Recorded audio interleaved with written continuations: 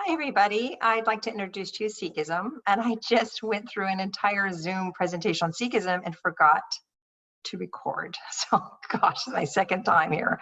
Okay, my son says, get it over with while it's fresh in my head. So here I go. Let me go ahead and do my second lecture. Let me share the screen and pop you over to the notes here. And I'll do my second round here. So let's start learning about the terms and about this beautiful tradition. So the word Sikh means a disciple. And let me scroll down here. And you'll have some of the notes to follow as I'm talking. And who are you disciple of? You're disciple of the guru. A guru means a religious teacher. They recognize 10 famous gurus, a lineage of 10 that goes back and started in 1499 and went through 10 gurus in the course all the way up to 1708. So these 10 gurus in that 200-year span. And these gurus to them are viewed as enlightened, as kind of religious heroes for them to follow. So the word Sikh is a disciple of those gurus. And interesting, since I'm talking about terms and what they mean, oftentimes a traditional male Sikh will have the name Singh, which means lion, and a lion represents strength and it's some creature that's very regal and so forth. And so that's a name that has been utilized by Sikhs. And also for females, they oftentimes have the name Kaur, K-A-U-R, somewhere in their name, and that represents princess. So we have the lion and the princess. So it's kind of neat that in the family names, you'll see that. So when did Sikhism start? How many there are there? Where are they located? All that basic introduction stuff before we dive a little bit deeper. So first of all, when it started in 1499. We actually have an exact date because it started by a teacher, a guru named Guru Nanak. And he was 30 years old. And what's interesting about that 30 is that you'll see 30 come up with Buddha. You'll see 30 come up when he started spiritual quest, and Mahavira at 30 and started spiritual quest. Some even say Jesus at the age of 30. We certainly have Nanak at the age of 30. And there's kind of an awakening from the Sikh perspective that Nanak had at the age of 30, and from there on is recognized as enlightened. From 1499 on. So Nanak is described as the founder of Sikhism. That's how it's going to be presented in most world religions textbooks. But if you dive deeper and really study the academic study of Sikhism or Sikh studies, and you really read the material by the world famous scholars, it may be a little bit challenging if you're a traditional Sikh, because some might take issue with this, but I'd like to present kind of a both side perspective. So the traditional perspective is that it started with Guru Nanak. He is the first in that lineage of the 10 gurus, and I'll go through those gurus in a minute with you. But the academic perspective is that Nanak's ideas didn't just manifest out of a vacuum, that he came from a tradition of northern India that had prevalent a philosophy at that time called the Sant tradition. And the Sant tradition is kind of an umbrella term that describes kind of this Guru Bhakti movement that was going on. Guru means teacher, Bhakti means devotion, this Guru Bhakti devotional movement. There was a focus on mysticism and meditation. There was a focus on ahimsa. There was a focus on kind of the Atman Brahman, and we're all part of the divine. So this philosophy that Nanak kind of emerged out of, okay, he added, perhaps one can no doubt argue, his own beautiful genius to it, and out of that we get Sikhism, but still connecting it back to that larger movement that predates Sikhism called the Sant tradition. And that may not sound like that strange to you to hear all of that, but if you're a traditional Sikh, you might, it may not rub so well, because it may seem like, and no intention is meant to do this, but it may seem like the specialness of Nanak be called into question, and it's not at all. That Nanak, again, is recognized for his own creative, beautiful, mystical genius and so forth. Okay, the numbers of Sikhs on the planet, where they located, so a big majority are located in northern India, and that's referred to as the Punjab. And the Punjab is a part of India that's north of Delhi. It's referred to Punjab, I was always told, because they have 5 rivers up there. And if you know Hindi, it's Ek, Do, Teen, Char, Punch, and 1, 2, 3, 4, 5, Punch, Punjab, the land of the 5 rivers. I know very little Hindi. I studied it for 2 years in graduate school, and you don't use it, you lose it. I can say my name, Mera naam Andre hai, Aap kasa hai, main achhi hoon, little tiny phrase words, or statements, but that's about it. Okay, enough of that. So I'm pretty tired. After my second lecture, we'll come up with some pretty off the wall stuff. Okay, so Guru Nanak, and the message that he taught, it's going to be described as having, a lot of Eastern paradigm ideas. There's that concept of moksha. We're caught in samsara. We need to get out of samsara. We need to wake up to our higher reality. The Atman and Brahman ideas are inherently in there, that you're part of the divine. Reincarnation, karma, all of that classic Eastern stuff. And there are going to be differences, though. And it's definitely outside of the Hindu fold. It doesn't recognize the Vedas. We already talked about that. It doesn't recognize the caste system. So it's an anti-caste system movement, which is really, I'm not a fan of the caste system, so I think that's kind of a cool thing. It is also different than Hinduism. Now, Hinduism in its theology has some parts of Hinduism are polytheistic, some parts are monotheistic, some parts are monistic. Hinduism has a lot of different philosophies and branches. But Sikhism is definitely in the category of monotheistic. So it has this concept of one God.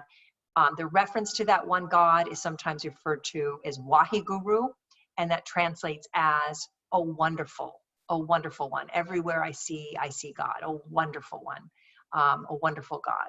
And another thing that sets Sikhism apart from Hinduism is they do not allow any idols. So if you go into their Sikh holy places, they're called gurdwaras. It's the house of the guru. And in there you'll see pictures, paintings and so forth, but never any idols. And the role of women, they argue, is equal to the male, and that the reference to God is non-gender. Their understanding of God is non-gender. It's not the male over the female, it's the equality concept. So that was pretty hip for their day and age, certainly. Some people have described Sikhism is kind of a blending of Hinduism and Islam, and it's got Hindu concepts, definitely Eastern concepts for sure, absolutely, and borrowed from Hinduism.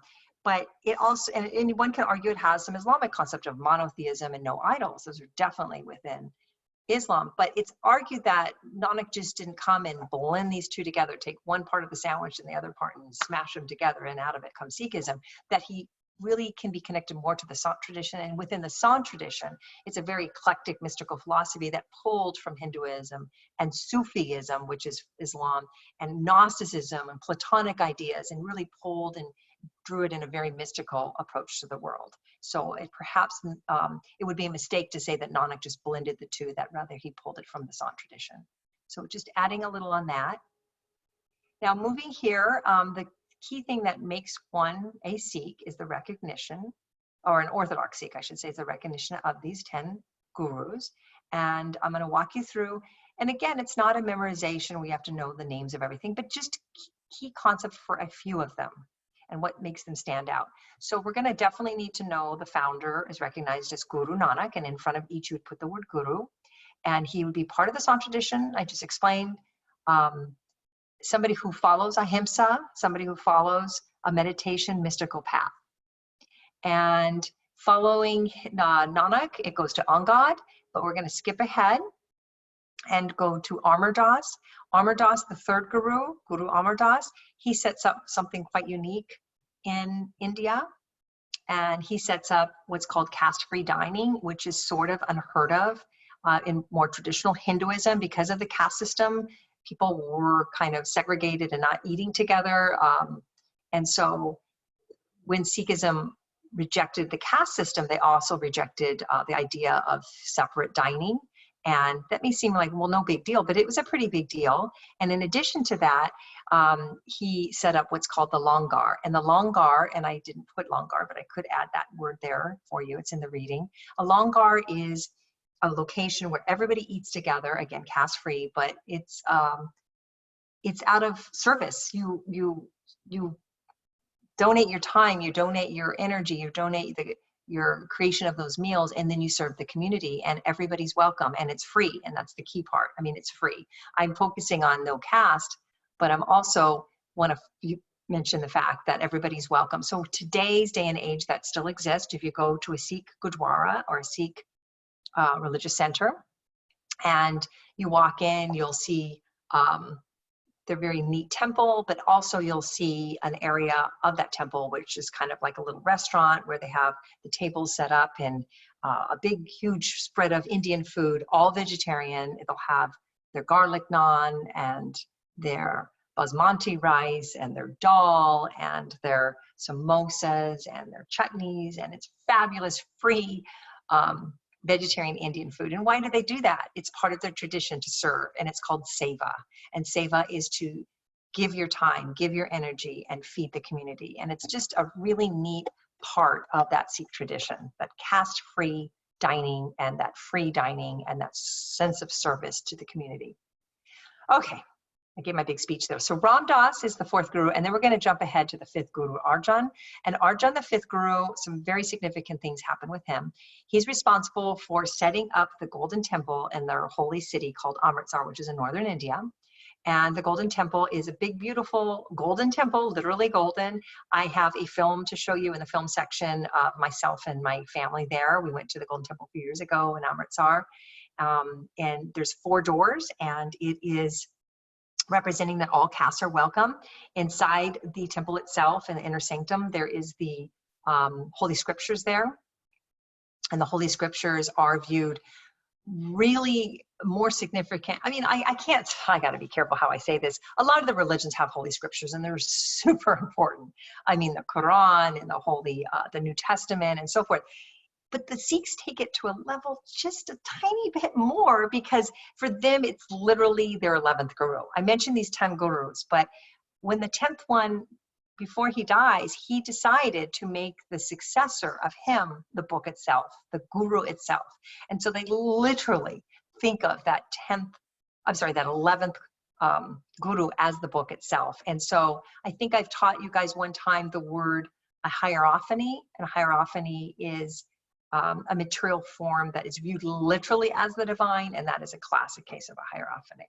Okay, so Arjan's responsible for the Golden Temple. He's also responsible for setting up the beginning of the Holy Scriptures, and he called it the Adi Granth. And what's neat about the Adi Granth is it draws from Hindu teachers. So Hindu teachers are quoted in it. It draws from Islamic teachers. They're quoted in it. It draws from a variety of the Sant teachers. They're in there. And it draws from a variety of these Sikh teachers. So it's really eclectic. It's very kind of neat that it pulls from the different religions and not simply just the Sikh teachers. And so that became the foundation later on as more material was added. It eventually became the Guru Granth. So the Adi Granth is the beginning of the scriptures, and it eventually merges into the Guru Granth and is then referred to as the 11th Guru, okay, after the 10th. So another thing about Arjan we need to know is so there was a turmoil that happens here. So they're living quite peacefully, these gurus, in their northern Indian environment.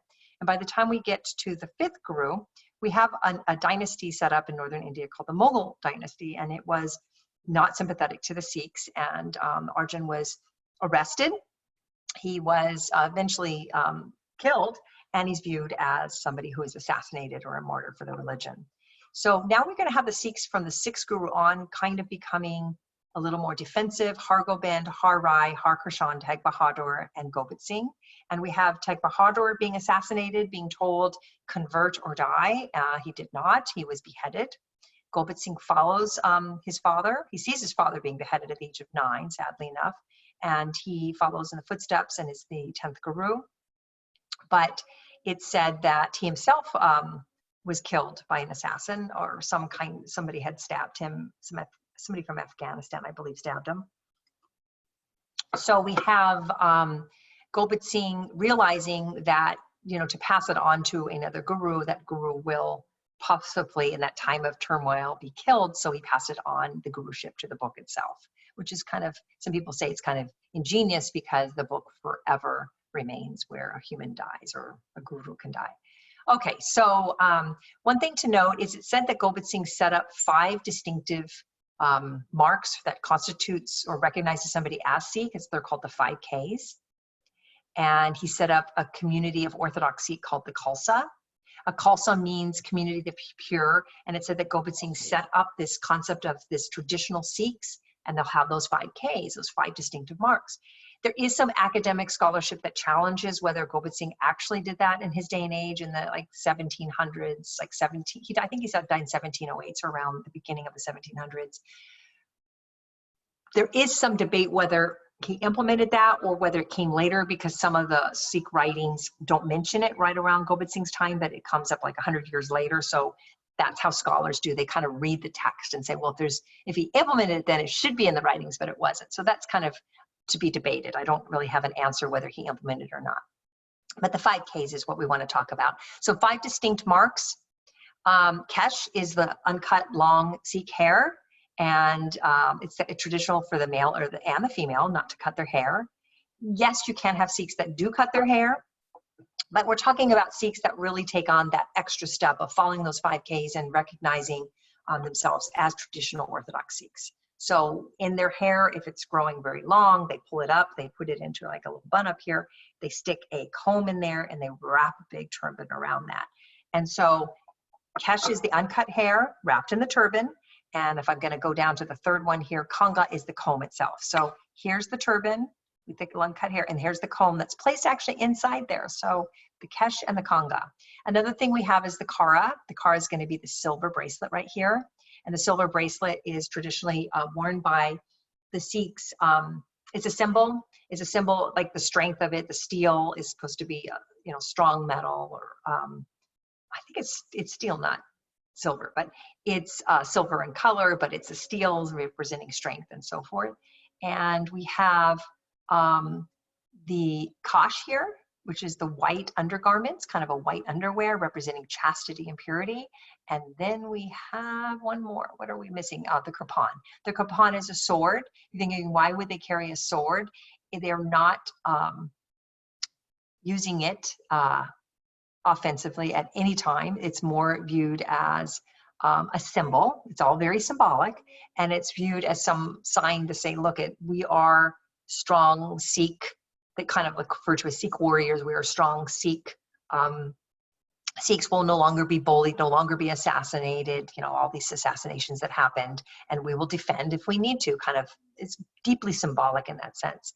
The Sikh symbol that you oftentimes will see, and I don't have it up, and I will possibly put it up if I remember, is 2 Sikh swords crossing, and one represents spiritual strength, one represents earthly strength or temporal strength, or earthly strength. And so we have this concept of that strength of the swords there.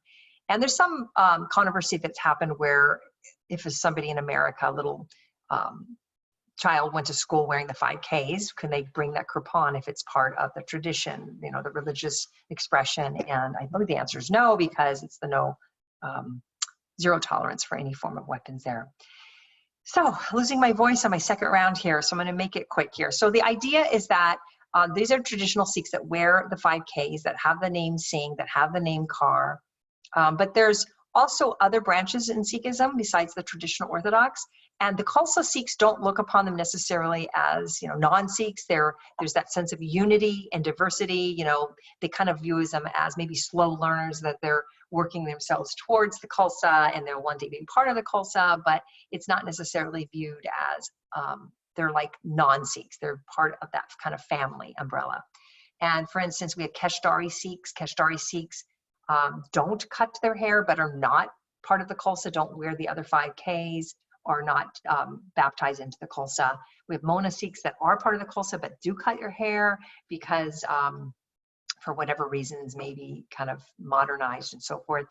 We have Nirankari Sikhs and Namdari Sikhs, which follow, perhaps I think they follow the 5 Ks, but they recognize a lineage beyond Gobind Singh to even a modern day living guru. And that's a little controversial, definitely. And then we have the 3HO Sikhs, which are healthy, happy, and holy. And these are Sikhs that are really an American movement. It started by an Indian teacher in 1965 named Yogi Bhajan, kind of during the hippie era. And he set up a very strict vegetarian movement where all of the members would wear white. Even the males and the females would wear the 5 Ks. It's very unusual to see a female wearing a turban, but with the 3HO in America, you'll see that. And it's very attractive to a lot of I said it was during kind of the hippie time when it really took off here, and you'll see a lot of Caucasian people attracted to it. So it wasn't just people from India. Okay. moving here, we have modern day events, and then I'll close up in a minute. The modern day events. So we have in the 1940s, we have India being freed from British control under the help of Gandhi.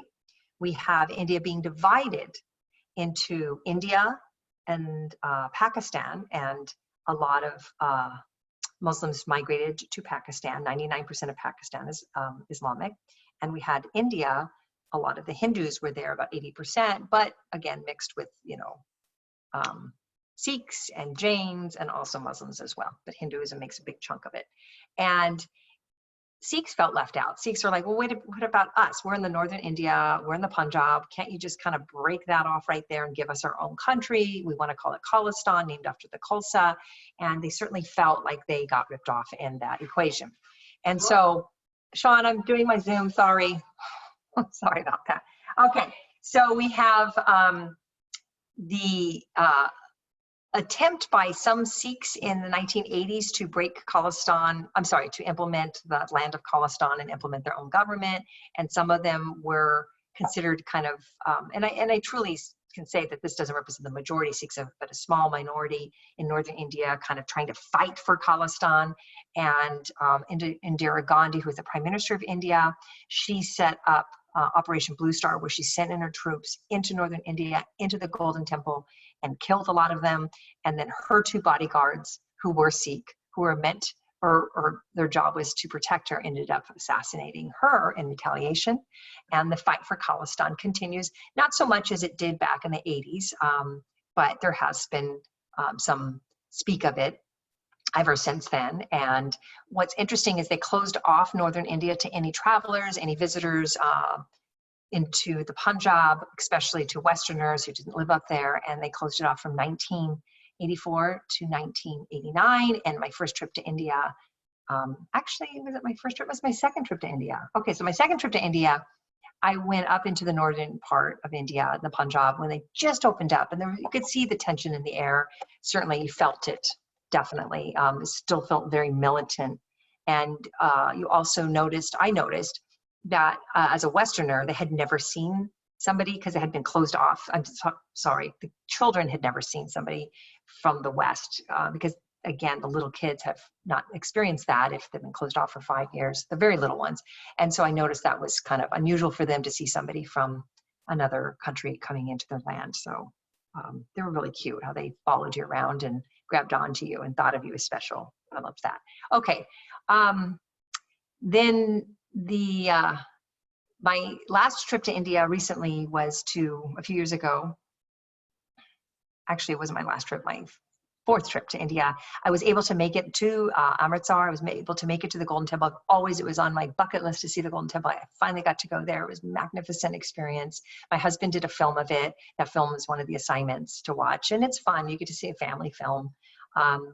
Hopefully, I hopefully enjoy it. But I think he captures like the langar, that whole serving of the food. Everybody is there to help and serve, and everybody's welcome. And it's just really a neat kind of concept that they implement. Okay, getting tired. I think I'll end it soon. So what else do I want to say? So I have a mini lecture always available to you. Kind of it's a nice thing maybe to listen to as right before you take the test as like a little summary, required reading. This book here is free for you as a PDF. It's a sabbatical book I wrote called The Sikhs. But if you have Audible, you can speed it up. It's an hour and 40 minutes by a great reader. You could speed it up and finish it in an hour. Or you can read the PDF. A lot of the stuff I talked about is covered in there, but it goes into a much greater depth. Required films. These are the two films my husband did, and I'm in this one. This one talks a little bit more about what Sikhism is about. This one's more of a lot of imagery, but the imagery is kind of cool. And Mount SAC has produced a film on Sikhism.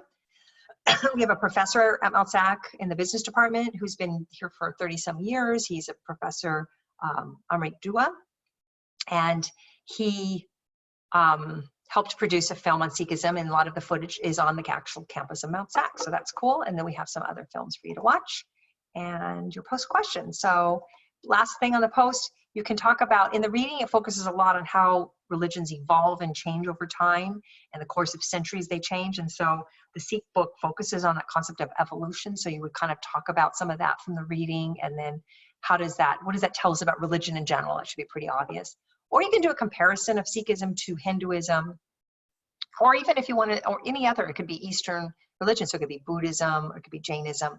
And just one thing you don't want to do is just Google that and just kind of copy and paste it in, because that is kind of really obvious when that happens. The terms are so sophisticated that I know you didn't know them.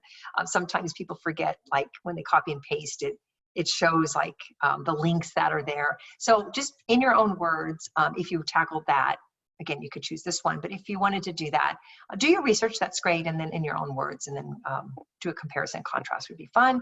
And then religious literature is an option to read the actual Guru Granth. That is really cool. You get to read about the 11th Guru. Read the 11th Guru, I guess we want to say.